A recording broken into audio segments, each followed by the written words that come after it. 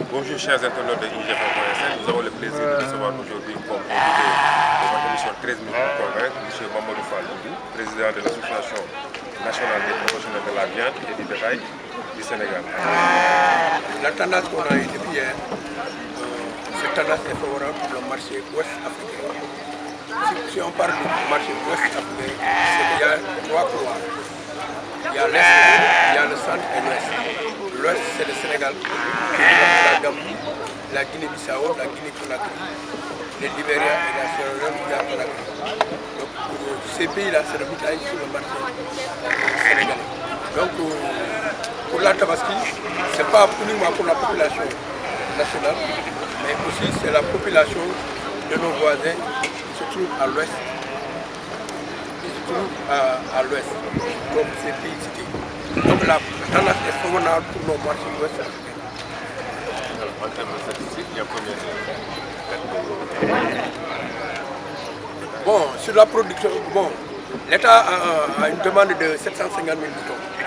Mais si vous voyez sur la demande nationale, nous, ce que nous avons enregistré, ça dépasse même les 2 millions de moutons.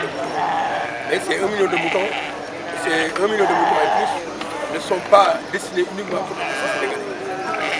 Donc la tendance est favorable pour les autres marchés. Comme l'année dernière, on vous donne un exemple. Bon, on avait bien filmé tous les animaux qui étaient accueillis. Donc, il y a la Gambie qui était un peu déficitaire. Les commerçants kaolackois sont embarqués de nous pour aller faire. Donc la population de Kaolack avait un problème de moutons. Qu'est-ce que vous pouvez dire au portement de Dakar? Non, non, ce n'est pas aux populations dakarois, mais c'est aux populations sénégalaises même. Donc, il y aura des moutons, mais que les moutons ne sont pas, les prix ne sont pas assez bas. Parce qu'il y a des contraintes qui sont là. Vous voyez, actuellement, il y a une bonne pâturage, il y a l'hivernage qui vient de s'installer. Vous voyez, ces animaux-là, c'est des animaux qui viennent dans la zone sylvopastorale, ou bien dans les zones de production. Après la Tabaski, il y a les pèlerins qui vont venir. Il y a la fête de la Tamkhari qui va venir.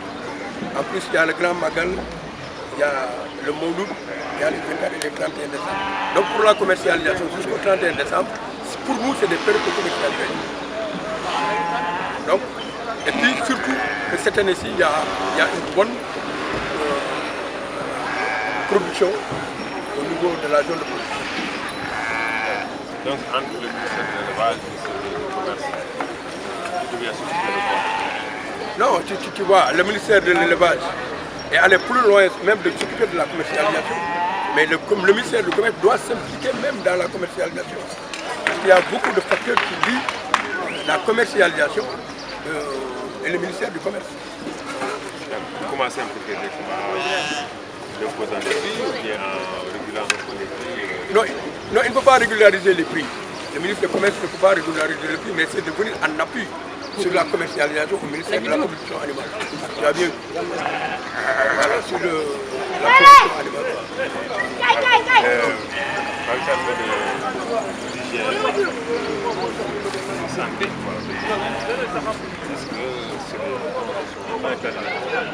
non, c'est des moutons qui sont aptes à la consommation, parce que la preuve en est que l'inspecteur qui est chargé de l'inspection de la viande est là.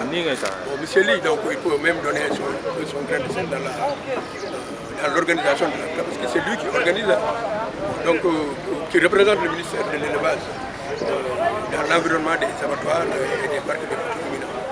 Mais l'appel que nous lançons, c'est que la population qui doit être sereine, parce qu'il y aura suffisamment de moutons. Mais il y a un alerte. Si les consommateurs veulent rester jusqu'à la dernière minute pour acheter les moutons, il y aura un retard. Ça peut créer des problèmes au niveau de la commercialisation. Parce que le commerçant de bétail, le marchand de bétail, s'il commercialise aussitôt, il va dans la zone de production pour alimenter encore sa commercialisation. Mais s'il reste jusqu'à la dernière minute pour commercialiser, ça ce sera un grand retard.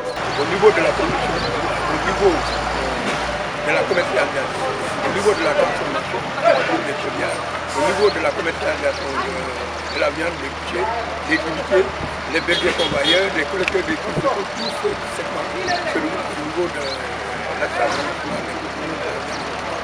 Cette association encore est membre de la confédération, membre fondateur de la confédération des populations de la filière bétail viande des pays de l'Afrique de l'Ouest, dont nous assumons le poste de vice-président et chargé de l'organisation. Donc cette confédération a signé un accord d'établissement de siège avec la République du Côte d'Ivoire. Tout ça, c'est pour promouvoir une bonne promotion et une bonne publicité des décisions. Voilà. Tout à l'heure, dans vos propos là-bas, avez un peu de...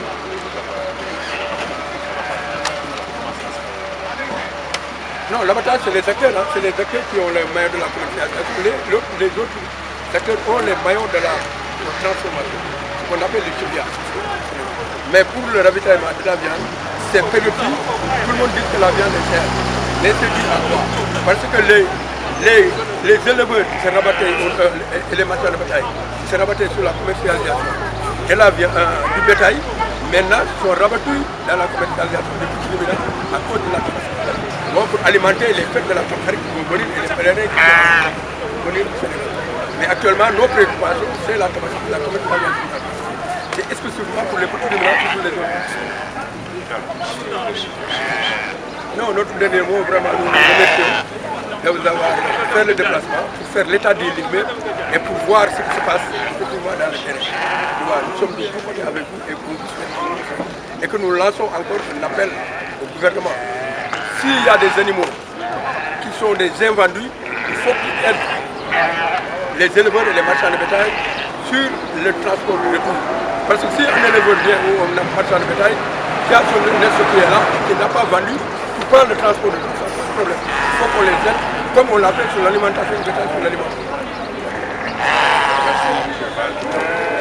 Nous avons le même dispositif sanitaire, c'est-à-dire les animaux sont inspectés depuis leur point de départ.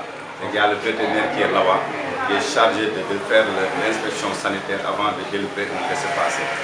Nous, là, ce qu'on fait, c'est de récupérer les laissez-passer sanitaires, voir l'état des animaux, si c'est conforme, on laisse passer la commercialisation. Ok, donc tous les moutons qui viennent des différents pays, de la Mauritanie, le Mali, déjà au départ, ils ont été... Au départ, ils ont été inspectés. Il y a un laissez-passer sanitaire qui est établi par le vétérinaire. Là, on regarde le laissez-passer, voir les camions, les animaux qui sont dedans, si c'est conforme, on laisse passer pour la commercialisation. Mais une fois sur place, il peut survenir des cas. Il peut survenir des cas, mais en général, ce qu'on regarde, ce qu'on constate, c'est des cas de survenance physique surtout, et de stress. Les animaux sont très fatigués, très stressés, c'est le problème, mais au bout de 2 jours, 3 jours, il y a la récupération. À part ça, c'est des diarrhées alimentaires qu'on constate. En cas de diarrhée alimentaire, vous intervenez? En cas de diarrhée alimentaire, on essaie de voir si dans 2 ou 3 jours l'aliment se rétablisse. Normalement, il n'y a pas de problème. Dans le cas échéant, il faut intervenir avec les moyens disponibles. Okay. Donc, on sort un peu du cadre de la Tabaski. Par le passé, il s'était posé un problème de vente de viande d'âne et tout. Est-ce qu'aujourd'hui, les dispositions dans la situation de ce ici? Non, moi je pense qu'à notre niveau, il n'y avait pas ce problème ici. Là, au parc des petits ruminants, ce qu'on gère, c'est les petits ruminants et un peu les bovins. Mais on gère les ovins et les caprins et un peu les bovins. Mais les ânes, nous, on ne les gère pas. Voilà. Vous ne les gérez pas, mais ils ont réussi à... Non, mais pas ici, quoi. Bon, je pense que le problème a été réglé par le ministère. Depuis lors, on n'entend plus parler. Le problème est résolu. Donc vous rassurez les Sénégalais que les moutons sont aptes à la consommation? Ah là, les moutons sont aptes à la consommation. On n'a pas vu de problème majeur, ni de maladie vraiment à déclaration obligatoire, ni de maladie à zoonose. Merci, M. Merci beaucoup.